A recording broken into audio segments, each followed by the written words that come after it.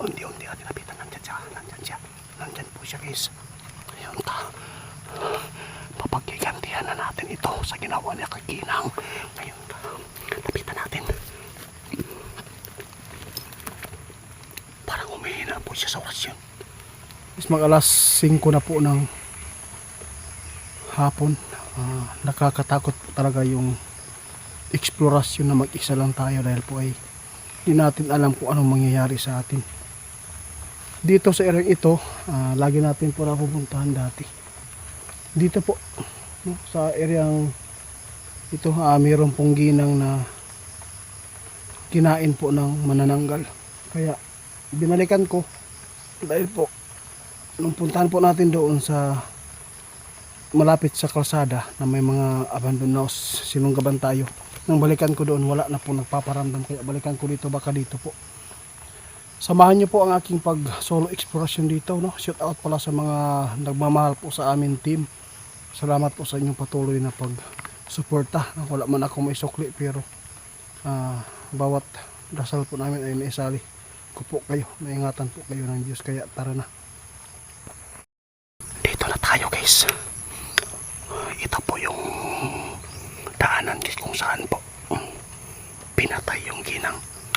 Samahan niyo po ako. Subukan po natin puntahan kung saan po napatay sa manananggal. Yung bumili lang po ng bigas doon sa barangay nila.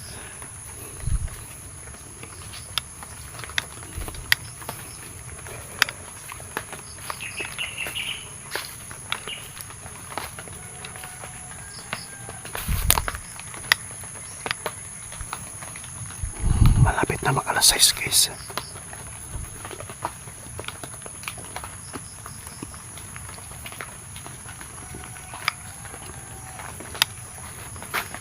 Dito natin nakikita noon yung nakaitim na biglang nawala.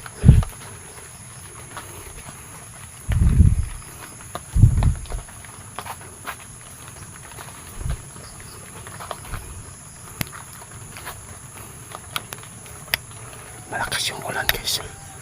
Dito natin nakikita yung nakaitim na tao, pero nawala kagad ang lapitan natin.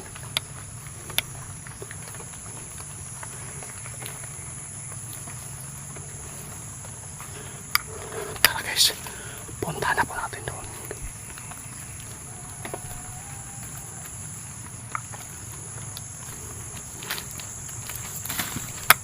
Ano yun?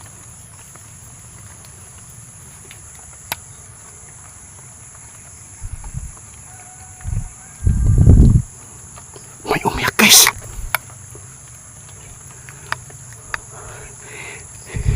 May nagparamdam guys.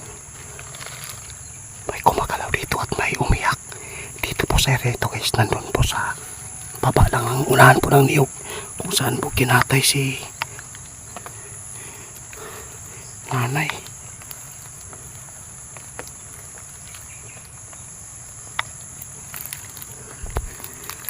Wala nang paramdam.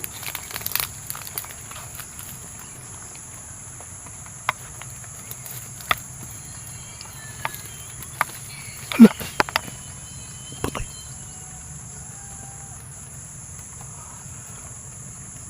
Nandun. May mga kumakalapok dito guys. Sa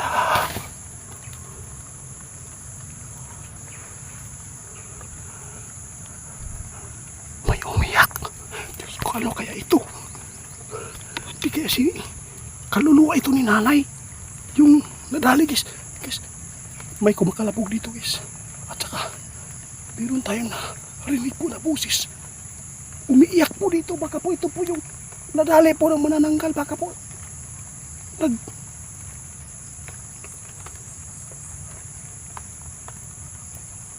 nagloko na to. Baka nagmulto na.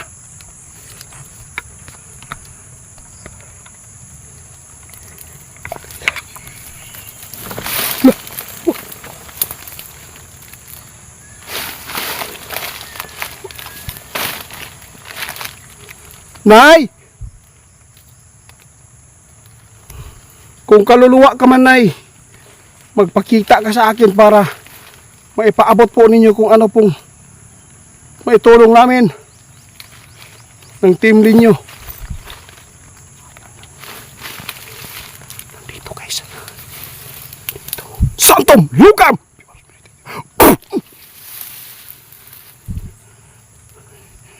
Aswang. Nandito yung manananggal guys. Pakita ka manananggal. Mag alas 6 pa lang guys, wala na. Nakakaawa po. May boses dito na umiiyak. Medyo malayo lang siya guys. Ipakita ko sa inyo guys ha. Doon dito tayo dadaan. Parang delikado dyan. Parang matirik. Tsaka wala dito guys oh.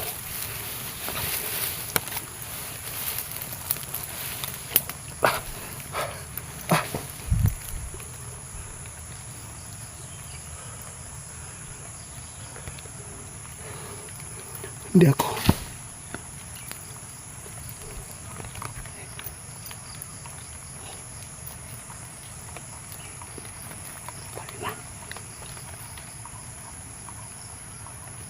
Nasa baba yung boses na umiyak.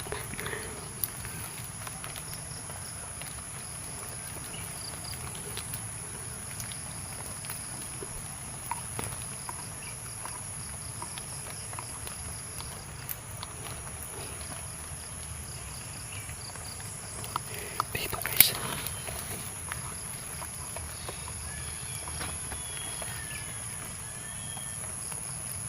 Nay? Ikaw po ba yung pinatay po ng manananggal dito? Tanggapin po ninyo yung kamatayan po ninyo, Nay, kung ito man yung nangyari po sa inyo. Hindi na po maibabalik po yung buhay ninyo. Patay na po kayo, tatanggapin po ninyo.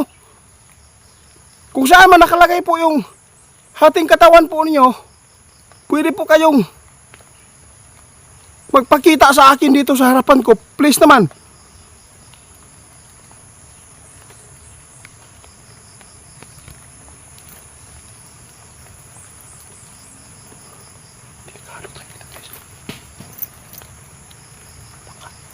Grabe yung kaluluwa nila. Nanay guys, ito po yung demonyo ka, manananggala ka. Kawawa yung ginang guys. Rinig natin guys, umiiyak po siya dito. Wala na. Dito po siya kinatay guys oh.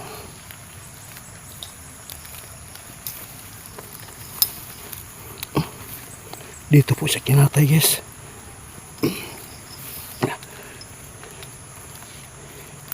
Dito po siya natagpuan guys oh. Doon po, ito po sa baba guys, ito. Doon po siya pinatay. Doon po siya nakita na i-rescue na yung katawan po ng ginang na bumili po ng bigas. Ano lang, kalahating katawan lang po yung nakuha. Pero yung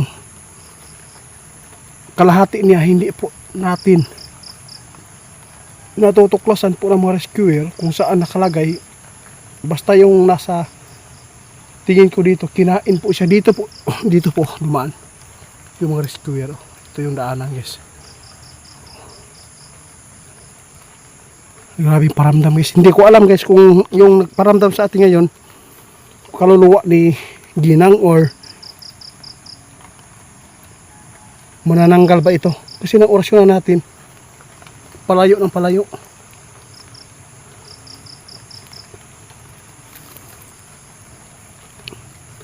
Makikita po natin guys oh.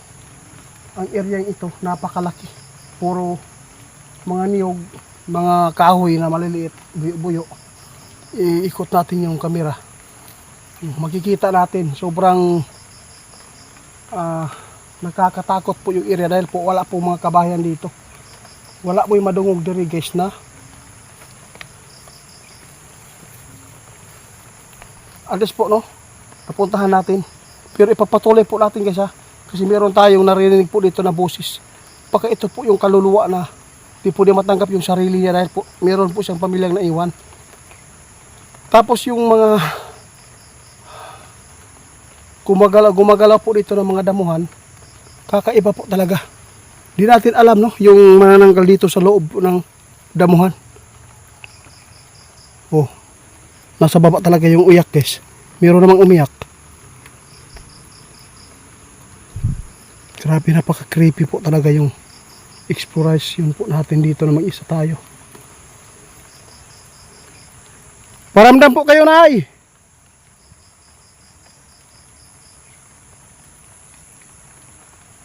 Nay!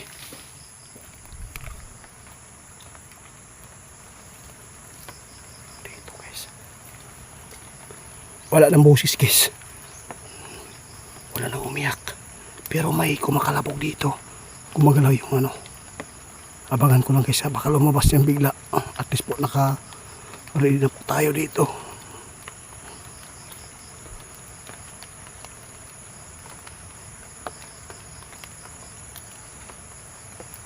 Grabe, guys.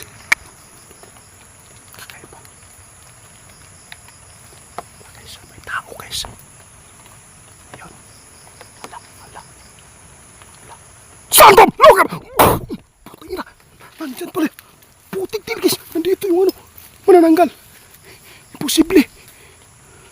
Imposible kay, guys. Kung kaluluwa ni, guys, sa ginang. Lakman natin siya sa atin. Nga, no? Kaya mo ba? Subukan mo. Yung ginawa mo kay ginang dito. Dito ka sa akin. Humarap ka. Happy, guys.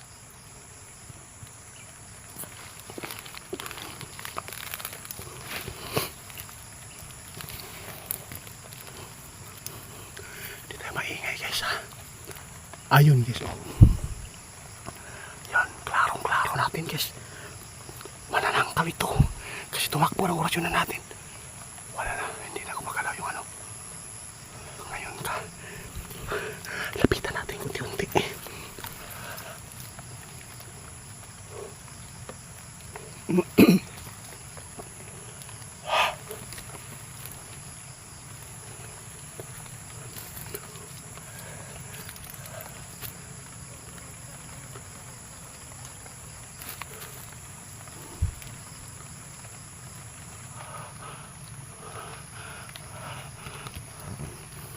Guys, unti-unti natin lapitan. Nandyan po siya, guys. Ayun ka. Papagkigantihan na natin ito sa ginawa niya kay Ginang. Ngayon ka. Lapitan natin. Parang humihina po siya sa orasyon. Nawala na. Nawala, guys. Dito lang kanina. Grabe ang bilis, guys. Sakit yung kamay ko, apa ako. Bakit dito siya, guys? Wala na.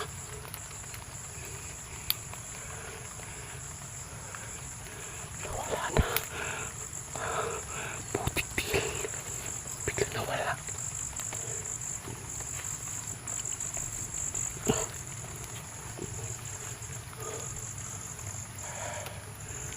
Asa na kaya? Araw pa. Alas 5. 55 pa, guys, Atras tayo. Bakit tumakbo doon sa baba?